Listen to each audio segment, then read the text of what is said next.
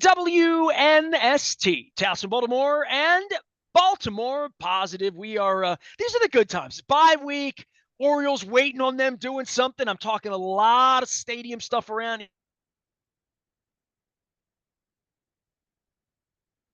here this week. And during the bye week, we're going to be doing the Maryland twice, not 3 times, but 4 times this week. On Wednesday, we begin by giving away the Raven scratch-offs at Coco's Pub. We're going to be in Lauraville. My co-host is going to be Mike Rosigliano. He lives in the neighborhood, so he's my official Coco's co-host. Ron Cassie's also going to join us from Baltimore Magazine. On Thursday, we move to the BMA. We're going to be down at Gertrude's at the BMA, right near Hopkins. Going to get cultured. Also going to get a crab cake that's legendary. Dan Rodricks, who's also legendary and one of my mentors, is going to be joining us discussing his plays and discussing Baltimore as well. And on Friday, we move out of Baltimore, up to the farm, as they say. We're going to Cecil County, up to Perryville and the Hollywood Casino. We'll be doing the show there from the sports bar with former Maryland Stadium Authority Chairman Tom Kelso. You will hear him on the air this week. You've seen him at Baltimore Positive. Please take this information seriously. I come to you with leadership, with smart people, with wise conversations. Tom Kelso on Friday, all of it brought to you by the Maryland Lottery in conjunction with Window Nation, 866-90 Nation, and our friends at Jiffy Lube Multi-Care. Can't do it without sponsors. I don't know where my crab claw is. I'll find it. I did find my Raskin Global shirt. Leonard Raskin is wiping the sleep out of his eyes. He is wiping the pumpkin pie off of his bib. He is wiping the Buckeye tears off of his plate at this. Leonard, it was quite a weekend for I think anybody that loves football and loves food and loves family and loves Thanksgiving. I mean, just beginning at lunchtime on Thursday all the way through. You like hockey too, and you had the Buckeyes in Michigan. I mean, what a sports weekend. It was crazy. There was a lot of sports going on, and the boy was not happy about most of it. The boy is not as avid a fan as his father. So he was working on schoolwork while he was here, but finals are coming up, right? Right? Yeah, I mean, literally, 3 weeks away. 3 weeks away. Right, okay. He's had enough. He had enough. I went to college for 6 years. Oh, geez, the best 3 years of your life for 6 years. The Ohio State, that team up north game did not go the way we hoped. Sadly, their quarterback threw 2 interceptions. One on the first series of the game, one on the last series of the game, and some kooky seems to be everywhere. Kooky officiating rules the day in lots of football, lots of college football, lots of pro football. Really, that's bizarre. Why I'm going to Hollywood Casino and gambling on Friday, because it's kooky, right? Literally, there's lots of bizarre out there. You're better off with blackjack. I'm telling you, man. If you I'm not betting. I'm not betting these games, so that's just not me. But wow, there was a lot of strange calls going on in the game, and the team up north won the game, which made for a fine weekend for the Harbaugh boys. It reminds me, it's kind of funny. After the game, all the social media, everything out there, social media wants Ryan Day fired. He's now gone 3 years in a row, undefeated, except losses to that team up north each year. Well, Ohio State owned Michigan for 20 years. That's how Harbaugh got the job, right? Yes. Harbaugh replaced 5 guys. Moeller, just go down the list. Yeah, all the years of all the guys that they fired. They won like 3 out of 18. Right. Or 3 out of 20. And then now this is the Auburn, Alabama thing too, right? Like now 3 in a row. For all of those rivalry games, Mississippi, the Egg Bowl, Georgia, Florida is that way. This is so big. Florida State. Yeah. So this game is so big that after he lost 1, they wanted him fired.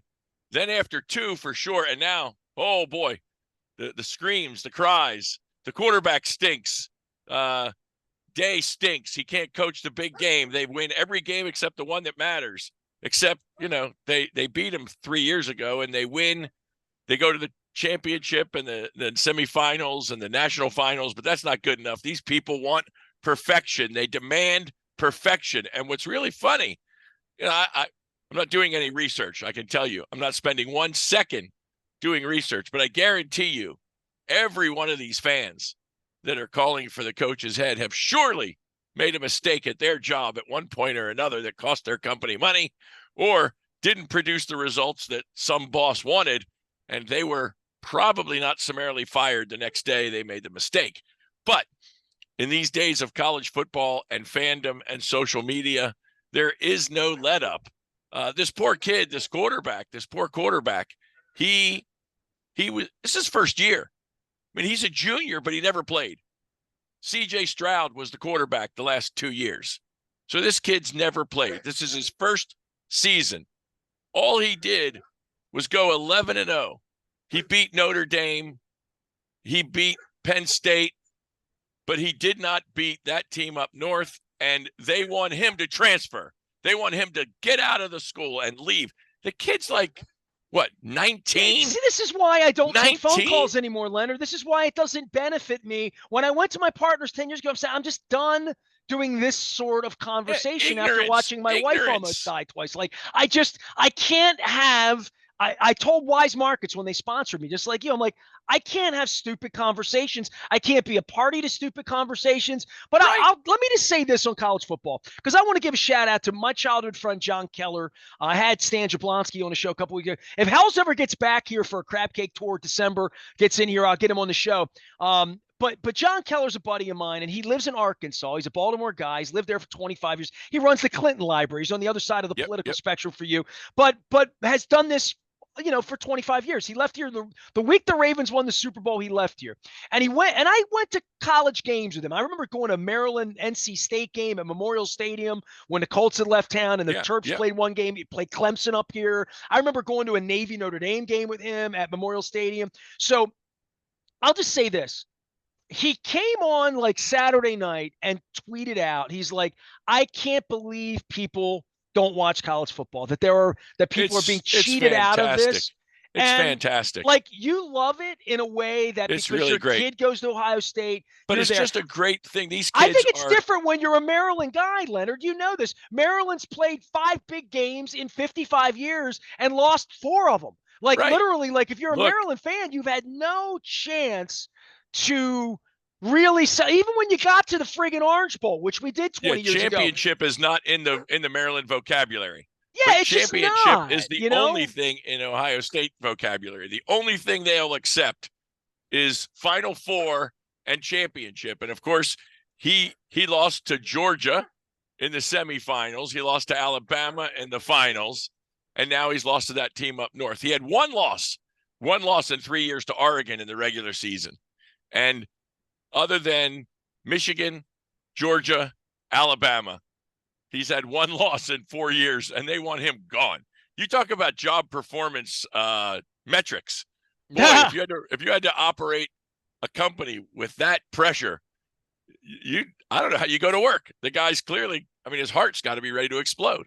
But I don't know what the school's going to do. How much will the state of Ohio and the citizens and alums like your son owe Ryan Day if they execute him? The Texas A&M contract with Fisher was unbelievable, right? Well, yeah, he got $75 million to leave. He had one good year, 3 losing seasons, 3 seasons not ending the season ranked in the top 25. Well, this is like Billick going 13-3 and getting fired the next year, and Billick's like, Bisciotti really hated me. And I'm like, how do you know that? He's like, he owed me $20 million.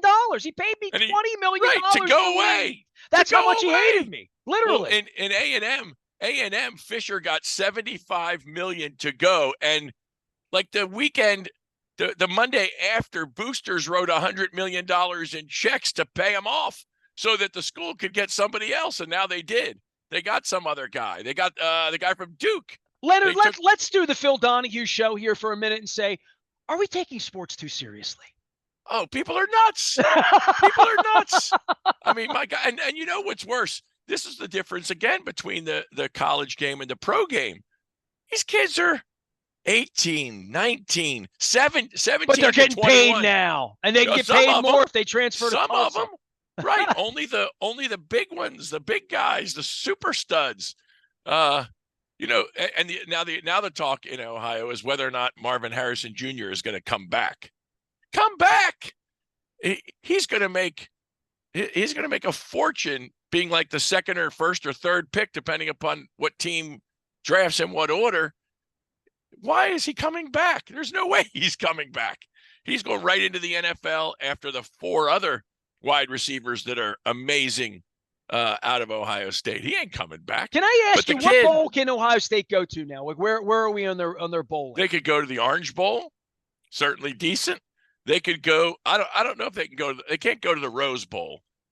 Well, they could. Here's what could happen.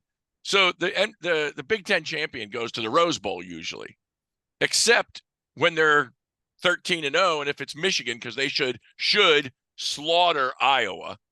That's like a no-brainer there. So assuming they slaughter Iowa and get into the playoff, the Rose Bowl can take Iowa as the loser of the championship, or they can take Ohio State. So Rose Bowl, Orange Bowl, Tidy Bowl, not the bowls, big bowl, the toilet bowl. Some of these bowls are ridiculous, but anyway, somebody wrote, which was very profound on social media, that if you don't think these bowl games matter to these kids, just ask. And they had a whole list of players for the team over the last 10 years, 12 years that went to bowl games that were not the national championship semifinal or final games and had breakout games. And these kids get memories for life. But again, blows my mind that when you're 17 to 21, you're expected to perform at a level that is just unattainable, perfection. And if you don't, you're a nothing. You're a has-been. You're a loser. I mean, my God, what does that do to a kid? And Harbaugh won the game and he wasn't even there. Yeah, and that's the other part. He lost to an interim head coach. So what? The guy made a couple good play calls. The team had to play the game, and they played tremendously. It was a great game. If you watched it, it was a great environment in the Big House. It just all weekend long. Starting in Detroit with kickoff and going through the evening. Seattle. And how about then even Friday, the Jets game? Did you watch Alabama Auburn? Did you see that nonsense? The end of that nonsense? I got people on both sides of that fight too. I know Auburn people and I know Alabama people. 4th and 100. They rush 2. He throws a bomb to the end zone, and the guy's uncovered effectively and wins the game with no time left. I mean, what a ridiculous Nick Saban. I think he had that Aflac duck rushing or something. Leonard Raskin is here. He is Raskin Global. He usually gives me the crab mallet.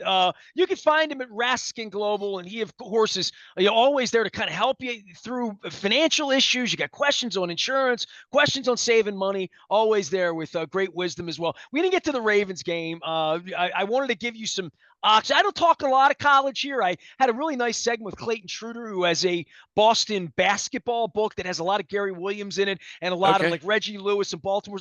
So I haven't done a lot of college stuff. So I'm doing a little college basketball this week, a little college football, but clearly Ravens on the brain here, right? And you got Ravens on the brain. Ohio State won a little silly tournament basketball over the weekend. They beat, this is wild, they beat Alabama down in Florida. Alabama 17th ranked in the country, Ohio State not ranked, beat Alabama, and then came back the next day and beat, I think, Santa Clara something, and won a little weekend tournament. So the Buckeye basketballers are playing. I saw that going on when I was over at Coco's like Wednesday, Thursday going into the holiday, and I'm like, oh man, all these Puerto Rico shootouts and Anchorage shootouts, all that's the Maui Invitational. Well, they were down in the Atlantis. They were down in the Bahamas. The Maui Invitational. That's the one you want your basketball team to go on. You say, "Whoo, let's do that." Yeah, when I see them playing at odd hours and they're all wearing leis, I know like that's a junket trip for you college supporter types. That's the way to go. That's what the boosters pay for, I guess. Well, that's where the Ravens, tuition goes. That's where the tuition goes. At 9-3. Yeah, it's beautiful. Beautiful. Yeah. I was very happy. I was very angry. My son again was telling me to calm down. I was going to have a heart attack. I don't know who the coach listens to when it comes to challenging plays, but there were two that clearly should have been challenged on first downs, and then one it was clearly a backwards pass that they did challenge. And I'm thinking to myself, who is running that show, telling him what to do? I am glad the Orioles do not challenge as poorly as the Ravens challenge. I mean, that was pathetic. It was pathetic. And I said to Luke, I know they have an operation. Let's get Matt Weiss back here and have him on the button that jiggles Harbaugh's Something. thing through the flag. But the Harbaugh thing that killed me was the lateral where, like, every time they showed the wide view of it, Yeah. Harbaugh standing Right there. on the hash. The ball Right there. was thrown down the line Right there. behind him. It was obvious the ball went backwards. Yeah. Like, or flat. Or flat, right? But it was not a forward pass. No. And he should have seen it better than anybody in the wasted building. a timeout in a game where at the end, thank goodness they didn't need it. But we had another lead in the fourth that looked like it was slipping away, and then automatic Tucker misses his under 50 field goal, which was, again, stunning to everyone. But even then, even if he makes it, so they're up 6, and I'm seeing Herbert drive down, and we lose by 1. I'm seeing a Cleveland Browns ending, and I'm in despair. And then, thank goodness, the defense was brutal. I mean, they were hitting people like somebody said something about their mama. I mean, that game, they were brutal out there. Clowney and Queen and Roquan, they were beating the daylights out of the Padres, I think it is. The Padres, right? The Padres, San that's Diego. A funny thing, too. I thought the stadium would be kind of empty. I was kind of shocked that there was as many Chargers fans as there were. I agree. I was really noise. Surprised. They definitely piped some sound in, but I did hear real fans, though. I did hear real fans. Yeah, but it seems like nobody likes them. But suddenly the place was loud, and I'm thinking, why was this place loud? And then they got those great jerseys, the baby blue and the gold. And they're wearing these navy things. They wore the Stan Humphries jerseys. What are they thinking? Yeah, they should have been in the powder puffs. I got to say, I did like the combination of the purple pants and the white shirt. Being a style critic as we're being at the moment. You like that look? I thought that combination was pretty clean. I like the white on white. Clean. I like the white on white. If we won a Super Bowl white on white, I like white on white. You know, I love the blacks, but the purple on the white on purple looked pretty clean and fresh. And they played a heck of a game. No turnovers. I thought we're going to have 2 at least. I thought the Zay Flowers run at the end to put it away. I thought for sure Lamar wanted that ball. He was not wanting Zay to take it, and I thought it was going to drop, and that was going to be like an oh my God moment. Thank goodness I was wrong. Well, I said, imagine the defense. Everybody in the building gets juked out on Zay Flowers running the ball, and he's a wide receiver, and looks like, oh, hold on, Keaton Mitchell's faster than either one of them. And I'm like, well, so all of a sudden there is a speed kills part of this where, watching Lamar, and he doesn't have to run the ball, and I think he's caught on to the fact that he's a better decoy than he is a runner sometimes. A lot of the time except when the game's on the line. And the thing that I pointed out to Luke as we go into this bye at 9-3 with a balanced team, injuries fine, Marlon Humphrey, Stanley's not what he is. They're going to figure Mark Andrews out. But they're in as good a position as they've ever been in 20 years of playing football here to host games in January. And we can only hope. What we've seen with Buffalo, what we've seen with Cincinnati, where we are with Pittsburgh, Cleveland, Indianapolis, and they're the wild card teams right now. Pittsburgh, Cleveland, Indianapolis. And Flacco is going to play meaningful football the next couple weeks with a good team. Yes. He's going to start for the Browns next week against, I don't know, whoever it is. They're playing in L.A. They play the Rams. So he's going to start in a game that they need, that they're going to have to win. And they got beat up. So we'll see. And it's hard to root for Pittsburgh or the Bengals, but you got to root for one against the other and hope. I was hoping for a tie. Again, they tried, but they just didn't succeed. Well, the Browns record the rest of the way is interesting for Flacco, because I know you and I are Joe lovers in general, but at Rams this week, and they're spending the whole week in L.A. Yeah. So that was part of the whole, like they were in Denver and then they were going. Then they have Jaguars, Bears, at Texans, Jets, at Bengals. I mean, Flacco could just hand the ball off. They might win 3 or 4 of those games with the defense that they have. Now, they had an issue. Myles Garrett was dinged up in the game the other day as well for the Ravens. Madubuike's dinged up. I mean, this bye week for the Ravens Perfect and time. how they've played and the fact that we can beat Harbaugh about challenge flags and his integrity and lies and his they're brother. Playing great. They're and all playing that. Great ball. They show up every week to play. And that's right. Win or lose, late in the game, mistakes, not. The offense wasn't great the other night. Nobody's beating them. Nobody's beating them. And they're not beating themselves for the most part. I mean, there's mistakes. That's how they lost 3. That's how they lost 3. I think the only team that right now is put in the position to beat us is us.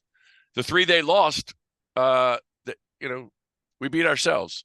It wasn't a loss there. I mean, the Colts didn't beat them. Pittsburgh didn't beat them. They shot themselves in the foot on stupid plays. So you clean up the game, you come out.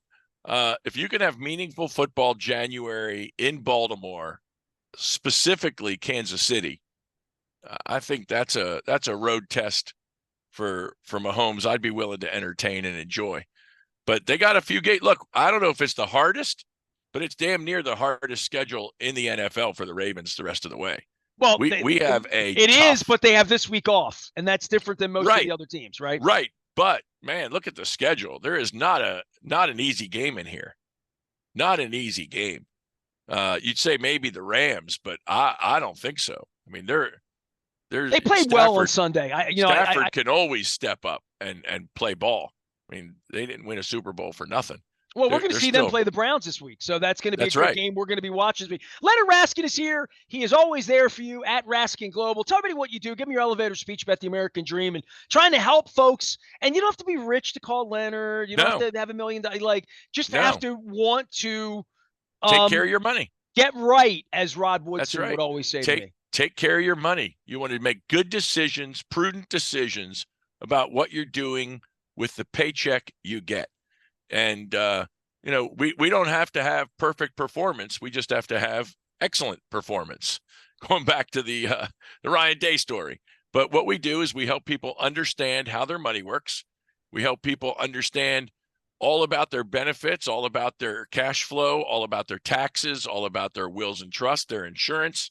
We examine every part of your financial being, and we help you put it in good order, and we help you make winning decisions. And we help you have the life you want to have, the American dream. So you can go out to the stadium and watch the Orioles. You can go watch the Ravens. You can travel if you want to watch a road game. If that's not your thing, great.